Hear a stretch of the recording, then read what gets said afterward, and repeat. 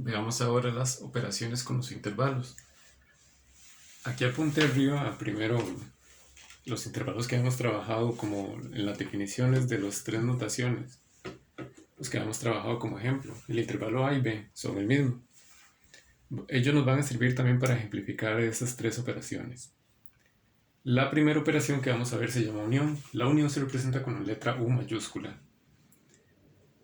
Consiste en unir intervalos. Visto de forma general, si uno tiene dos intervalos, A y B, o cualquier otro nombre, la unión de ellos va a ser ambos juntos. Es decir, ver los dos intervalos como una sola cosa, como un solo objeto en realidad. Como en el ejemplo que habíamos puesto, es importante, eso sí, a la hora de calcular esto, siempre yo les recomiendo hacerlo gráficamente, dibujar los intervalos, hacer un bosquejo de los intervalos gráficamente, porque es más fácil de ver en realidad cuál es la respuesta. Esto nos va a servir como base, o sea, en general uno siempre puede asegurar esto, que si yo tengo dos intervalos que chocan, la unión va a ser simplemente ver ambos como un solo intervalo. ¿A qué me refiero? Por ejemplo, aquí con esos intervalos que hemos visto, ahí ven. Intervalo A que va de menos 3 hasta 7, dibujé el intervalo B, pero lo hice un poco más alto simplemente para diferenciarlo, ¿verdad? La línea A de la línea de B. B lo hice un poco más alto, de 2 a más infinito, abierto, cerrado, perdón, en 2. Entonces, la unión es verlos a ellos, a A y B, como un solo elemento, un solo intervalo. Ambas líneas van a formar una sola línea, van a ser parte de una sola línea. Como digo aquí, las hice como en niveles separados simplemente para poder diferenciarlos mejor, porque los dos los voy a dibujar en la misma recta. Vean que si yo veo esto como una misma línea, la línea empieza en menos 3, que es el primero, el abierto, que va abierto en menos 3, y va hasta más infinito, porque voy a ver ambas líneas como una sola, o sea, empiezo acá, aquí continúo y sigo hacia más infinito. ¿Por qué más infinito? Y porque B va hacia más infinito, entonces la unión de A y B va a ser de menos 3 abiertos a más infinito abierto. Esta operación es como muy... termina siendo en realidad como algo relativamente lógico, en el sentido de que simplemente lo que vamos a hacer es eso, las dos líneas que tenemos separadas, por no separadas necesariamente, pero que tenemos definidas como objetos diferentes, la vamos a ver como una sola línea, todo, el todo.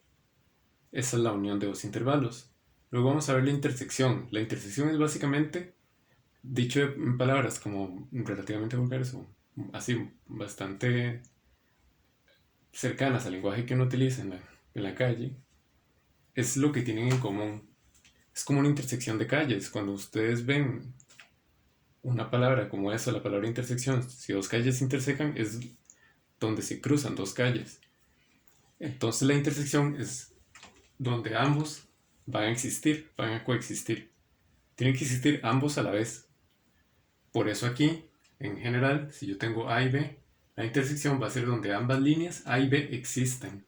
Si existe una, como en esta sección existe A pero no existe B, no es parte de la intersección. De igual forma aquí existe B pero no existe A. Por eso ahí tampoco es parte de la intersección. Tiene que existir tanto la línea de A como la línea de B a la vez en la misma sección de la recta. Tomando como ejemplo, igual, los mismos ejemplos de los intervalos A y B, vemos que donde ellos dos coexisten va a ser en esta sección. ¿Dónde empieza? Empieza en el menos 2, el 2, perdón, positivo. ¿Hasta dónde va a llegar? Hasta el 7, porque en el 7 A deja de existir y tienen que existir los dos a la vez, por eso va a ser de 2 hasta 7. Cerrados, ¿por qué cerrados? Porque en el 2 va cerrado y en el 7 va cerrado. Es decir, aquí la orientación del cerrado y el abierto no va a cambiar en realidad. Ahora, con la tercera operación es un poco diferente, se llama complemento. La forma de escribir el complemento es a la letra, el nombre del intervalo, ponerle o una línea arriba o una C como en forma de exponente. Cualquiera de las dos es válida. Si lo definimos igual con palabras populares, digamos que podemos definir el complemento como la parte de la recta que no es el intervalo. Ahí solo puse las letras, bueno, las primeras 3 letras de la palabra intervalo, pero me refiero a eso. Es la parte de la recta que no es el intervalo, porque el complemento y el intervalo forman toda la recta numérica. Es básicamente, por así decirlo, lo que le falta al intervalo para hacer toda la recta. Ese es el complemento.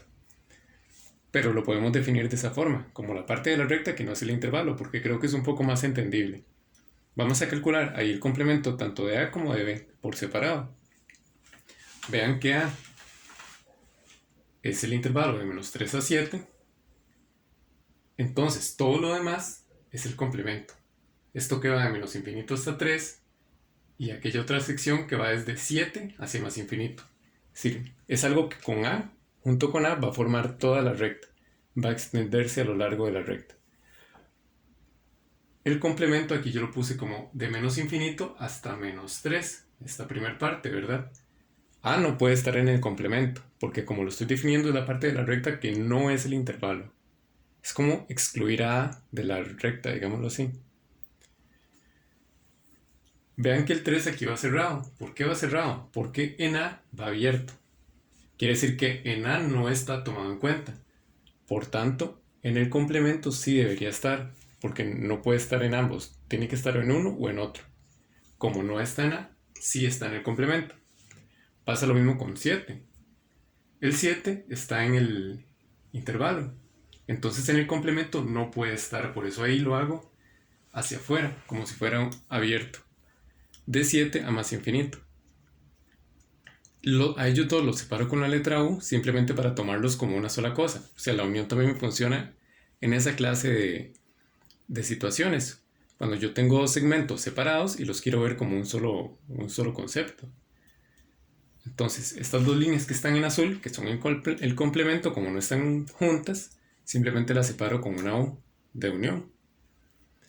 A lo que voy aquí, o lo que uno tal vez se puede enredar un poco, es porque cambia la orientación. Es decir, porque si en el 3 de A es abierto, porque en el complemento es cerrado, por cómo lo estamos definiendo. Porque es la parte de la recta que no es el intervalo. Es decir, si 7 está en el intervalo, no está en el complemento, por eso lo hago abierto. Igual con el A. Si no está en el intervalo, sí está en el complemento. Aquí siempre, en el complemento, siempre se va a cambiar la orientación del cerrado y el abierto. Como en el caso de B. Vean que B va a ser de 2 hacia más infinito. ¿El complemento que es todo lo demás? Todo lo que junto con B forma la recta. O sea, va a ser de menos infinito hasta 2. Abierto en 2, ¿por qué? Porque en B va cerrado, entonces en el complemento va abierto. Estas operaciones en realidad son bastante sencillas.